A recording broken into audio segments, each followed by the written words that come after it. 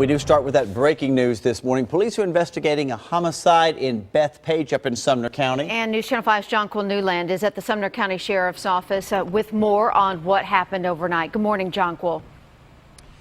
Good evening, or good morning rather. Officers were on the scene of this homicide investigation around 11:13 last night. They found a black male in his 20s, dead in the middle of Rock Springs Road, suffering from multiple gunshot wounds.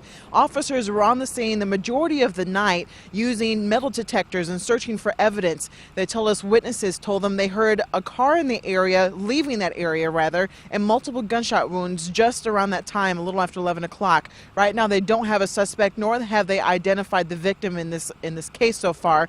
Right now they're working to get a hold of all of the family members. Of course, we'll have more information for you as it becomes available. For now, live in Gallatin, I'm Jonquil Newland, News Channel 5 HD. Jonquil, thank you. Also breaking this morning, police are investigating a fatal shooting on the 700 block of Lewis Street. That's at the J.C. Napier homes in South Nashville. Around 3 a.m., officers near the scene heard the shots, found the victim with multiple gunshot wounds. He was taken to Vanderbilt, where he was pronounced dead. No arrests have been made. And new this morning for you, an argument between drinking buddies ended in gunfire. Happened on Rains Avenue yesterday down in South Nashville. Police say that Robert Johnson was drinking with a friend when apparently their friendly situation didn't turn out so well. They got into an argument. Johnson pulled a gun and shot him and then tried to hide the weapon. He was arrested. No update yet on the victim's condition. Interstate 24 is back open this morning after it was shut down for most of the day yesterday after a fatal wreck. Around 5:15, a tractor trailer headed east veered into the westbound lanes of I-24 and hit a FedEx truck. Both drivers of the trucks died in the crash. Police tell us that the truck that crossed the center line was operated by a pallet company called IFCO.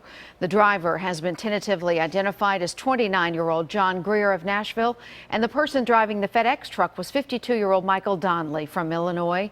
And a third driver in a car that ran into the FedEx truck was sent to the hospital with non-critical injuries. Investigators are still trying to figure out why Greer veered out of his lane. Classes are canceled this morning at a couple of Knoxville area schools after two children and teacher's aide died in a bus accident yesterday.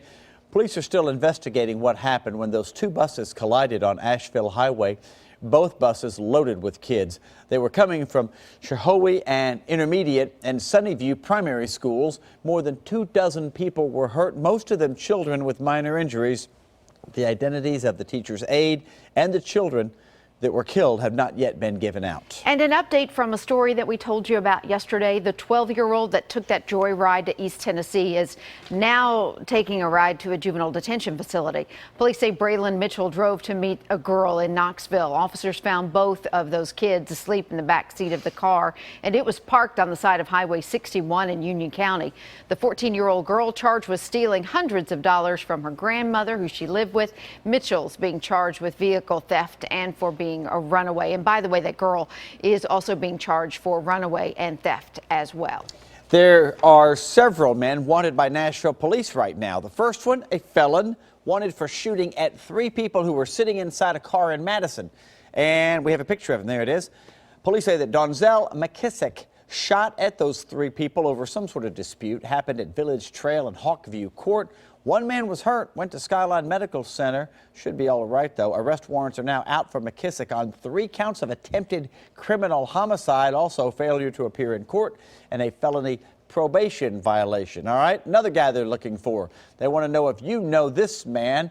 He's wanted for robbing the Cool Market on Murfreesboro Pike Sunday afternoon. He went there, they say, with a ski mask on his face, demanding cash from the cashier, had a gun, and then ran away on foot. And also, do you recognize this fella? Here we go. He's accused of breaking into the family golf center on Blue Hole Road Sunday night.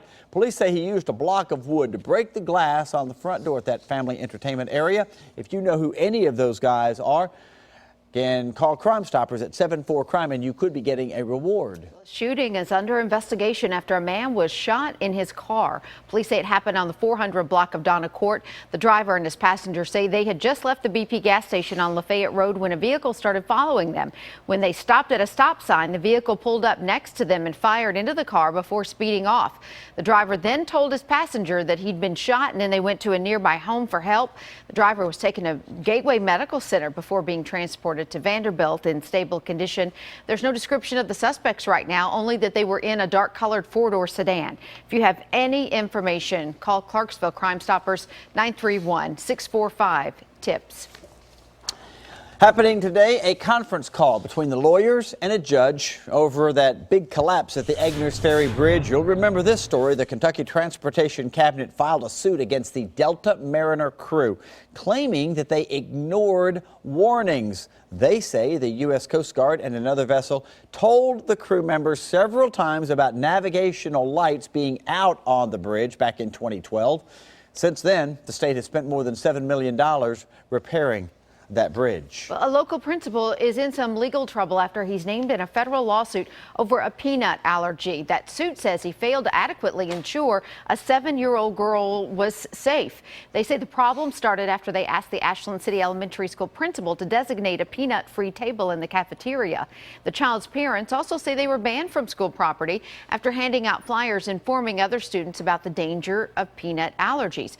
Principal Chip Roney and the Cheatham County Board of Education are both named in the suit. It claims they violated the Americans with Disabilities Act and the family's First Amendment rights.